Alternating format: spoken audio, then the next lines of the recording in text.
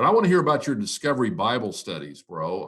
I know the Lord God has used those through your ministry. Explain to our listeners, our subscribers here, what those are and how God has used those kind of for spiritual multiplication in your ministry.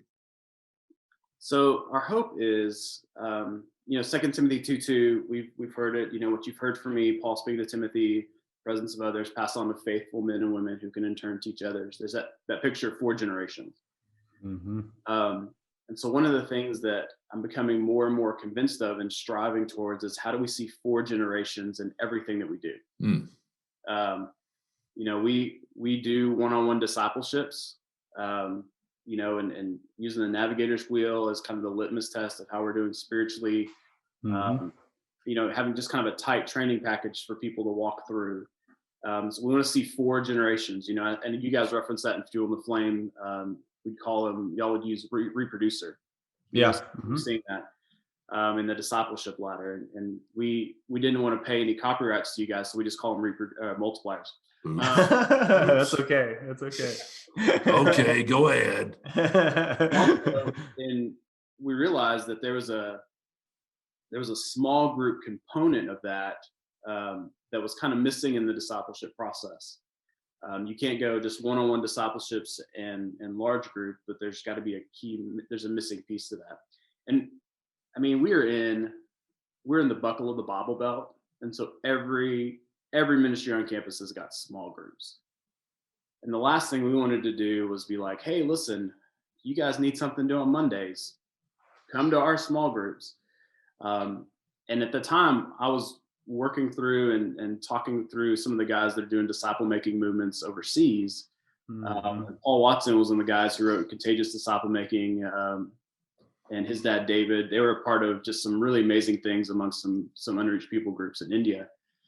And he was coaching me. He said, well, Clayton, what are you doing for this? And I said, I don't know, because I'm wrestling with these components. Because I mean, we've all had students who do small group, and you've got like 2 extremes. You've got the kid that's like, I want to do a Bible study on Romans, and I want everybody to know the meaning of every single Greek participle in this.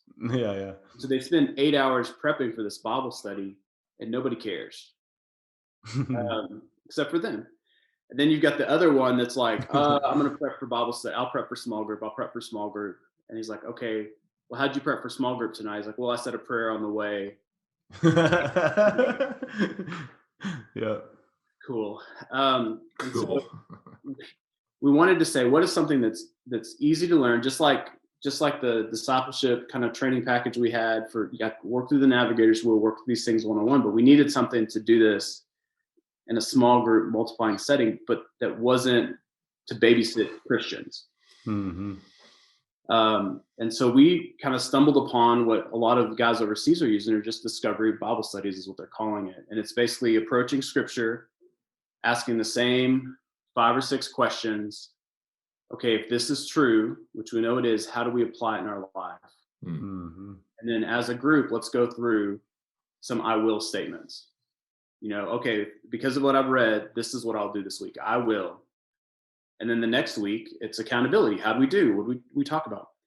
And it completely kind of changed a lot of, well, it kind of wrecked house, to be really honest, because it created a space for our Christian students to say, hey, would you come be a part of this?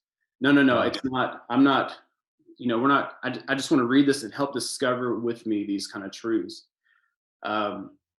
And it was something that was very easy to multiply. And so we had about 12 students that first year that said, hey, we'll give this a try. And so we trained them in it.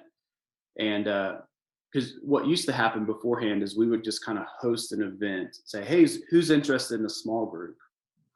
And then just try to gather sheep and then appoint shepherds over these sheep. Mm-hmm. What shifted for us is we began to train shepherds and say, hey, go find some sheep. Yeah. Mm-hmm. Go gather whoever you can gather. Mm-hmm. And what happened is we trained these 12 and they went out. We said, hey, multiply. If we want to see gospel saturation on our campus, if we multiply small groups every single year and double in size, and in 7 years, we're going to have 1,000 small groups. Mm-hmm. And they said, well, there's no way that can happen. I was like, well, I'm not asking you to plan 1,000 small, discovery groups. I just need to get like more than we have. So we Yeah. had 12 start, and some of them struggled at the beginning. Some of them had to combine forces. Some of them really thrived. But we started that, and the pandemic has kind of messed that up. But in the course of, we started with 0. Over the course of about 6 weeks, hit 12. And then by the week before spring break, we were at 23, our 23rd group launch. Wow. And then Corona hit. We've had to, we're Right. sorting through the minutia of that.